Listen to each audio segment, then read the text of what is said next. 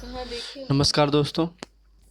हम लोग वापसी कहानी का पाठ कर रहे थे। उसका अगला हिस्सा हम लोग देखते हैं। लेटे हुए वह घर के अंदर से आते विविध स्वरों को सुनते रहे। बहू और सास की छोटी सी झड़प, बाल्टी पर खुले नल की आवाज़, रसोइयों के बर्तन की खटपट और गौरव उसी में गौरइयों का वार्तालाप। और अचानक ही उन्होंने निश्चय कर लिया कि वह अब घर की किसी बात में दखल नहीं देंगे। यदि गृहस्वामी के लिए पूरे घर में एक चारपाई की जगह यही है तो यही पड़े रहेंगे, और अगर कहीं और डाल दी गई तो वहाँ चले जाएंगे। यदि बच्चों के जीवन में उनके लिए कहीं स्थान नहीं तो अपने ही घर में परदेसी की तरह पड़े रहेंगे। और उस दिन के बाद सचमुच गजाधर बाबू ने कुछ नहीं बोला। नरेंद्र मांगने आया तो उसे बिना कारण कारण पूछे रुपए दे दिए। बसंती काफ़ी अंधेरा हो जाने के बाद भी पड़ोस में रही तो उन्होंने कुछ नहीं कहा। पर उन्हें यह सबसे बड़ा गम यह था कि उनकी पत्नी ने भी उनमें कुछ परिवर्तन लक्ष्य नहीं किया। वह मन ही मन कितना भार ढो रहे हैं, इससे वह अनजान बनी रही। बल्कि उन्हें पति के घर के मामले में हस्तक्षेप न करने के कारण शांति ही थी। कभी कभी कह भी उठती, ठीक ही है, आप बीच में ना पड़ा कीजिए। बच्चे बड़े हो गए हैं, हमारा जो कर्तव्य था कर रहे हैं, पढ़ा रहे हैं, शादी कर देंगे। गजाधर बाबू ने आहत दृष्टि से पत्नी को देखा। उन्होंने अनुभव किया कि वह पत्नी व बच्चों के लिए केवल धनोपार्जन के निमित्त मात्र हैं।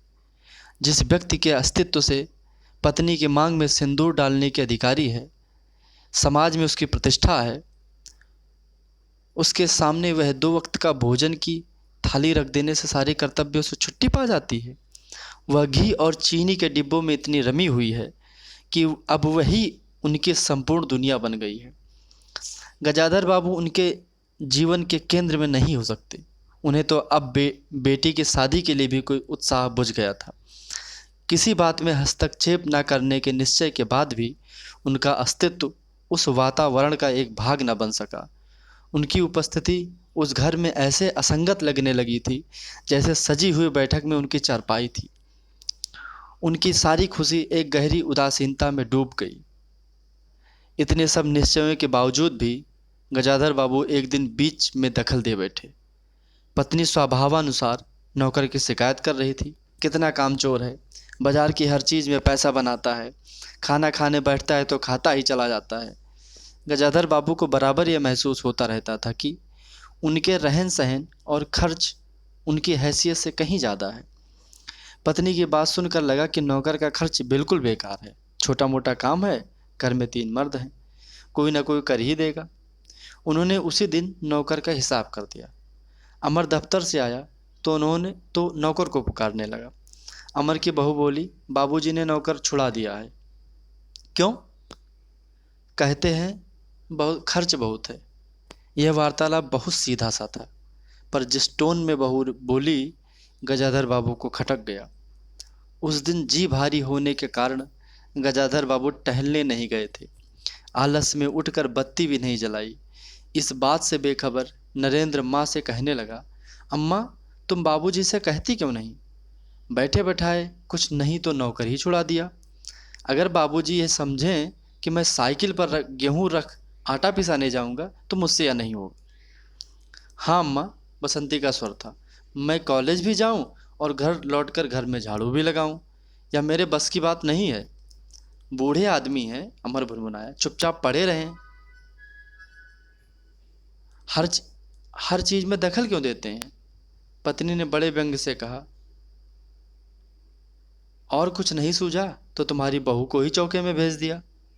वह गई तो 15 दिन का राशन 5 दिन में बनाकर रख दिया। बहू कुछ कहे इससे पहले वह चौके में घुस गई। कुछ देर में अपनी कोठरी में आई और बिजली जलाई तो गजाधर बाबू को लेटे देख बड़ी सिटपटाई। गजाधर बाबू की मुख मुद्रा से वह उनके भावों का अनुमान न लगा सकी। वह चुप, आंख बंद किए लेटे रहे। गजाधर बाबू चिट्ठी हाथ में लिए अंदर आए और पत्नी को पुकारा। वह भीगी हाथ लिए निकली और आंचल से पोंछते हुए पास आ खड़ी हुई। गजाधर बाबू ने बिना किसी भूमिका के कहा, मुझे सेठ रामजीमल की चीनी मिल में नौकरी मिल गई है। खाली बैठे रहने से तो 4 पैसे घर में आए, वही अच्छा है। उन्होंने तो पहले ही कहा था, मैंने मना कर दिया था। फिर कुछ रुक कर, जैसे बुझी हुई आग में एक चिंगारी चमक उठे, उन्होंने धीमे स्वर में कहा, मैंने सोचा था बरसों तुमसे अलग रहने के बाद अवकाश पाकर परिवार के साथ रहूंगा। खैर, परसों जाना है, तुम भी चलोगी? मैं? पत्नी ने शक शक पका कर कहा। मैं चलूंगी तो यहाँ क्या होगा? इतनी बड़ी गृहस्थी, फिर सयानी लड़की। बात बीच में काट कर गजाधर बाबू ने हताश स्वर में कहा, ठीक है, तुम यहीं रहो।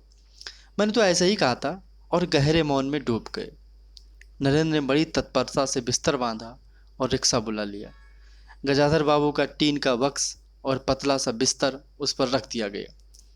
नाश्ते के लिए लड्डू और मठरी की डलिया हाथ में लिए गजाधर बाबू रिक्शे में बैठ गए। एक दृष्टि उन्होंने अपने परिवार पर डाली और फिर दूसरी ओर दृष्टि देखने लगे, और रिक्शा चल पड़ा। उनके जाने के बाद सब अंदर लौट आए। बहू ने अमर से पूछा, सिनेमा चलिएगा ना? बसंती ने उछल कर कहा, भैया हमें भी।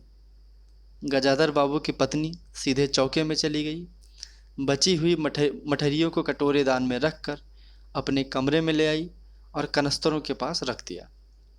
फिर बाहर आकर कहा, अरे नरेंद्र, बाबू जी की चारपाई कमरे से निकाल दे, उसमें चलने तक को जगह नहीं है। धन्यवाद दोस्तों। ये था वापसी कहानी का पूरा पाठ।